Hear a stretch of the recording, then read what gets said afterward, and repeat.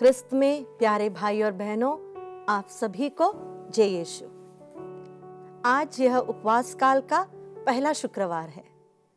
आइए इस शुक्रवार के दिन हम प्रभु के 7 वचनों पर ध्यान दें और आज के दिन हम पहला वचन लें। संत लूकस के सुसमाचार अध्याय 23 पद संख्या 34 में प्रभु का पहला वचन हम सुनते हैं। ईसा ने कहा, पिता इन्हें क्षमा कर, क्योंकि यह नहीं जानते कि क्या कर रहे हैं। मैं आपका ध्यान 2 बातों पर लाना चाहूंगी। पहला, इन्हें क्षमा कर।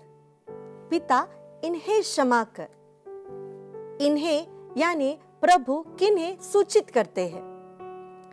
क्या वे सिपाही है जिन्होंने प्रभु को क्रूस पर चढ़ाया था? लेकिन सिपाही तो निर्दोष थे, क्योंकि उन्हें जो आज्ञा दी गई थी वे तो सिर्फ उस आज्ञा का पालन कर रहे थे।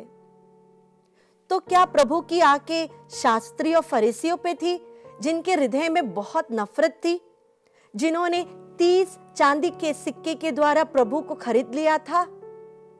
या उस गद्दार पर जिन्होंने प्रभु के साथ रहकर भी एक चुंबन के द्वारा प्रभु को पकड़वा दिया था? या उन भीड़ पर, उन लोगों पर जिन्होंने चीख चीख कर कहा था, इसे क्रूस दीजिए, इसे क्रूस दीजिए? ये वही लोग थे जिन्होंने प्रभु के हाथों से बहुत सारे आशीष पाए थे।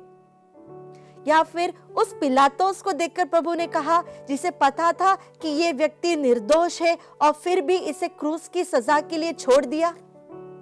या फिर उन 12 शिष्यों को प्रभु याद करते थे कि ये लोग 3 साल मेरे साथ रहे, मैंने इन्हें सिखाया, इन्होंने मेरे चमत्कार देखे हैं, लेकिन प्रभु के संकट के समय सब यहाँ वहां भाग गए।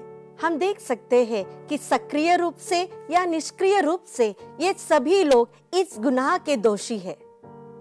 लेकिन अगर हम इसके बारे में ज्यादा सोचे तो हम समझ सकते हैं कि ये लोग कोई और लोगों की प्रतिनिधि भी है जिन्होंने प्रभु को क्रूस दिया। रोमियों के नाम पत्र अध्याय 4 पद संख्या 25 में संत पौलुस हमसे कहते हैं, ईसा मसीह हमारे पापों के कारण ही पकड़वाए गए थे।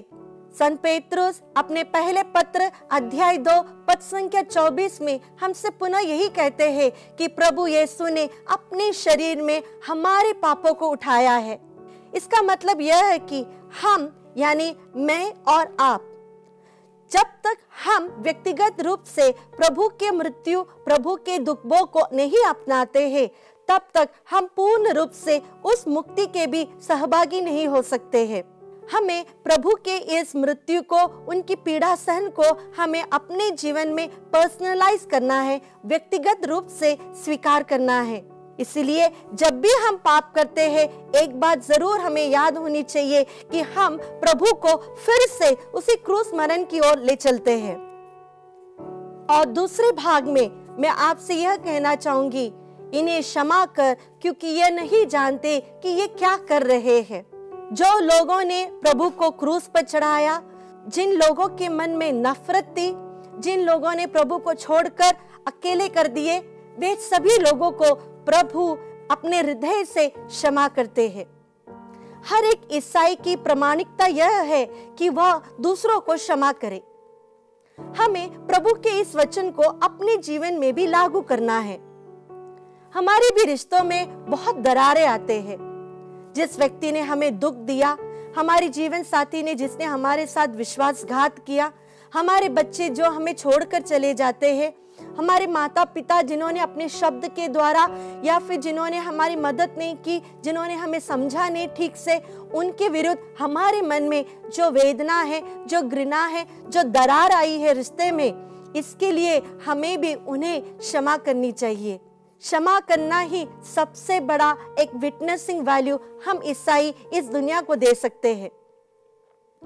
जिस तरह प्रभु ने कभी नहीं देखा कि हमने उनके विरुद्ध क्या क्या किया है, लेकिन जब हम प्रभु के पास आए, प्रभु ने विदाउट कंडीशन हमारे सारे पापों को क्षमा कर दिए। उसी प्रकार इस उपवास काल में यह कोशिश करनी चाहिए कि उन सभी लोगों को जिन्होंने हमें दुख दिया है, हमें तकलीफ दिए है, जिनके कारण हम रोए हैं, हमारा बहुत सारे बिजनेस में लॉस हुआ है, जिन्होंने हमारे विरुद्ध बहुत अफवाहें फैलाए हैं, उन सभी लोगों को प्रभु के इस दुखों को याद करते हुए हमें क्षमा करनी चाहिए। आइए आज के लिए हम यह वचन याद करें। संत लूकस के सुसमाचार अध्याय 23 पद संख्या 34। ईसा ने कहा, पिता इन्हें क्षमा कर, क्योंकि यह नहीं जानते कि क्या कर रहे हैं। प्यारे प्रभु जी, हमें यह आशीष दीजिए कि हम भी उन सभी लोगों को माफ कर सके जिस तरह आपने हमें क्षमा दी है। प्यारे प्रभु, यह हमारे लिए बहुत अधिक कठिन है, लेकिन आपकी शक्ति के साथ, आपके प्रेम से हम उन्हें क्षमा कर सकते हैं। यही प्रार्थना हम करते हैं हमारे प्रभु यीशु ख्रिस्त के द्वारा। आमीन। पिता, पुत्र और पवित्र आत्मा के नाम पर। आमीन।